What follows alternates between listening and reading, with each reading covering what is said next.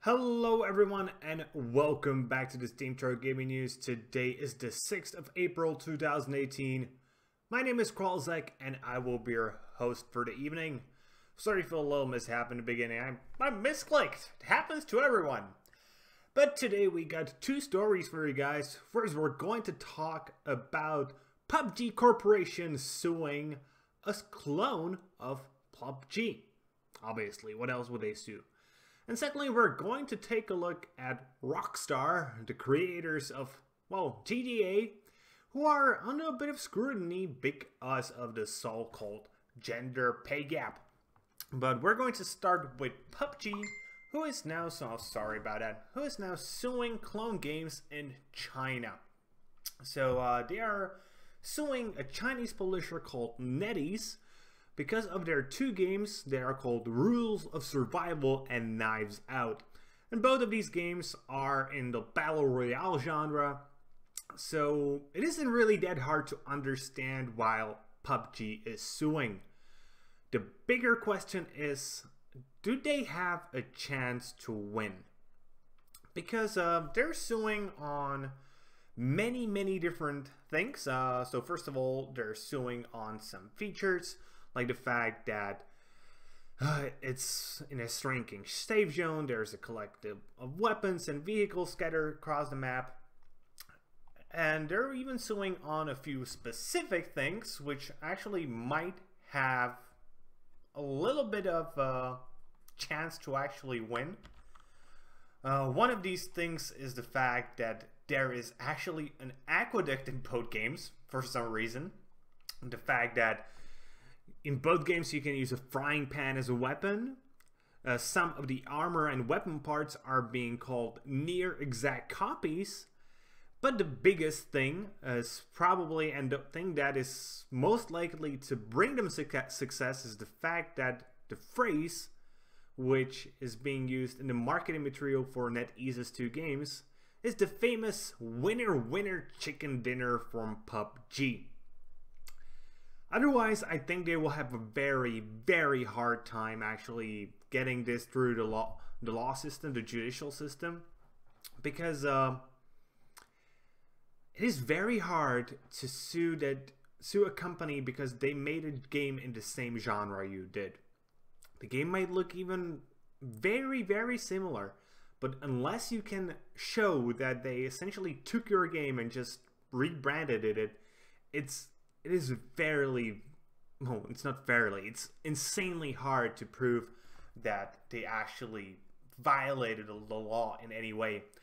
PUBG Corporation is seeking damages over alleged violations of the law, and they also want both of the games to be shut down. Interestingly enough, this isn't PUBG's first time talking about copycats, essentially. They even talked about Fortnite, which, while it is certainly a same genre, the gameplay is just so different that it is almost incomparable to a degree. Yes, the point of the game is to be the last man standing, but this genre has existed for years, decades, to be honest. And PUBG trying to claim that because they made the game that was the first real success in the genre on a massive scale, that they do have the rights to be the only one, just seems wrong, to be honest. Also, the timing is somewhat peculiar, as the games are both on mobile and PUBG just released on mobile. I think if they actually sued before they released on mobile themselves, they might have had a better chance, because right now it seems more like a business battle rather than a battle of intellectual property, at least to me. I don't know how it will look to the judge, and the lawyers that will be presented from both sides will probably bring out more complex and intricate arguments than I could ever. But from my point of view, I don't think PUBG Corp really has a case. And I could certainly be wrong, at least in the way the law is written. They could certainly have a case, and they probably have at least somewhat of a case, and they could get some compensations for bits and pieces here, but I think the big question, whether other companies are allowed to use a genre some other company has created or brought into the mainstream, there I think they don't have the right. Because, well, how would gaming innovate? Really, just think about it. Remember can you imagine if it was like only EA making sports games and nobody else would be allowed to? If it was only ID Studios making first-person shooters and nobody else would be allowed to? That just wouldn't make sense, and it would be an insane monopolistic market. And, well, you guys might know, I am right-wing, but I do realize that monopolies are wrong. They deform the market, create a situation where it is no longer a market, it is essentially, well, because it is a single entity controlled, well, controlled environment, because it's no longer a market, it creates really weird situations. So claiming that because you made something big, you have the right to be the sole user of it is just plain wrong. Think of Intel.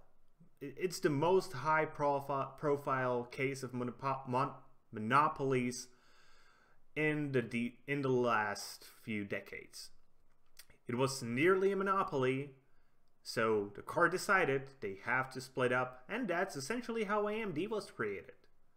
And yes, it didn't create probably as much of a market situation as the regulators had hoped for. It still created a better situation than we would have if Intel was allowed to remain a monopoly. So hopefully the judges in this case can realize that as well, because they would be setting an insane precedent that needs to be avoided at all costs. Okay, and our second piece of news is about a bit of it's a bit of a controversy that I don't think is a controversy at all. It's about Rockstar Games, more specifically about Rockstar North, which is the studio that is behind GTA 5. And, well, it's that time of year, and in the UK, all companies at a certain size are required to give out a report about how much they pay their employees.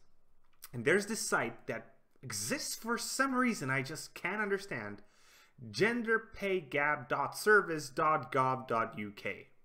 It's a government-run website that shows the gender pay gap in different companies. And in Rockstar North's case, the woman's hourly rate is 64% lower than men's. Now that might sound bad, but that's just an average. And averages don't work the way people would like them to. If they're so imagine if you had 100 people and one of them would be earning $1 million and the rest would be earning $100. Let me actually bring up a calculator so I got this wrong. All right. We have 99 people earning $100 a day, let's say, a day. Just so they're actually well off. They can pay for everything. So these 100 people altogether earn $9,900 a day. Yeah? That seems fine, yeah? And then you have one person that is earning $1 million. If you add the $9,900 to it and divide it by the number of people you got, you get $10,099. That's the average pay of these people. Averages don't work the way most people think, just because they're averages. Median wage is actually somewhat better, but still not ideal. The woman's median hourly rate is 31.8 lower than men's. That might sound still pretty bad. But median is still only the average wage. No, it's not the average wage. It's the wage to what the half of the employees get to. That still means that half of the employees don't get higher than that. And the reason why such a pay gap exists at Rockstar is for a simple reason. It's a company which at its highest paid jobs has the majority in men. There's only 8% of women in the top quartile of the highest paid employees at Rockstar North. And now you might come, oh, that just means they need to hire more women. Does it? Why should they hire more women just because they have less women? What if the men are just better suited for the job? You know, not so many women would like to work in a company that is all about developing games that are all about stealing and blowing shit up and killing prostitutes. Why would a woman want to do that? It's like GTA 5 is almost the epitome of all that feminists think that is bad with gaming. You play as a male, you kill people, you steal stuff, you destroy stuff. It's like the perfect amalgamation of everything they hate about gaming. So why would they want to work in Rockstar North? They wouldn't. Pretty obviously. The only reason they would want to is to almost have a coup inside and change the way the game is being made and played. And because of the majority of the people on top in the company being men, which is, by the way, so the top quartile is 8% women, the upper middle quartile is 7.2% women, the middle quartile is 18.1% women, and the lower quartile is 21.4% women. Well, that obviously means that the men will be earning more on an hourly basis. Let me give you an example where it's the complete opposite. I know some people will not like this example, but it's the easiest one I can think of right now. Imagine a strip club. There you probably have the strippers earning the vast majority of the money. Probably being like the 99% of the people who earn the money. So let's just pull on some random numbers. So let's say the strip club has, what's a decent number? Let's say it has 100 employees. And of them, 20 are strippers. And they're all women. And they're all earning $1,000 a day. I know it's insane numbers. It's just easy to calculate with these round numbers. That means they're earning $20,000 a day, these women on average. Then you have like the middle people, like the bartenders and etc. But since it's a strip club and mostly men go there to visit, it's still majority men, majority women who are being employed there. So let's say you would have 20 strippers. Let's say you would have 40 bartenders. And 20 of them would be women. And those would be earning like $100 a day. Yeah? So that's 22,000 for the women for the moment. And 2,000 for the men.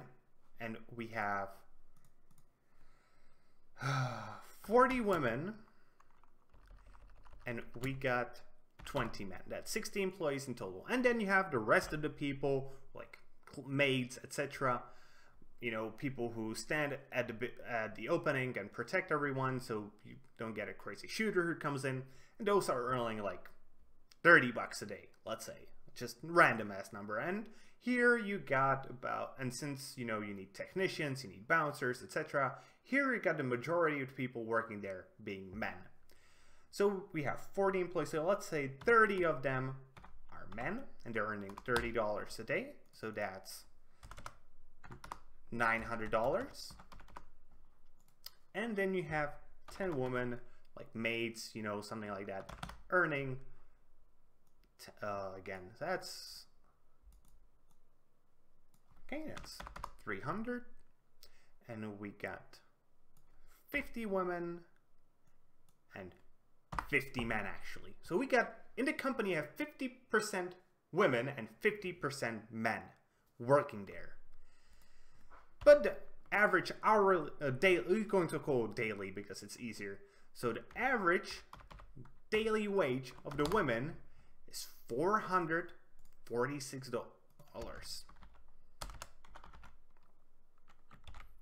And the average wage of the men is $58. See? Now you have a wage disparity in this particular business that favors women almost 8-1. Averages don't work that way, so please people, the pay gap just doesn't work the way you think it does.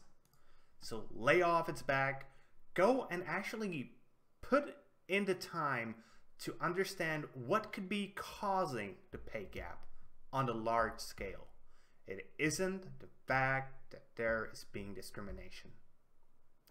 And with that being said, that's going to be it for today, guys. I hope you enjoyed today's video. If you did, please consider giving us a thumbs up here on YouTube and subscribing to the channel. If you're watching on Steam, maybe you want to give us an upvote and follow the blog. Either way, be sure to leave a comment and be sure to tune in tomorrow for more gaming news, as we're your daily source of daily gaming news every single day. See you guys later with more gaming content.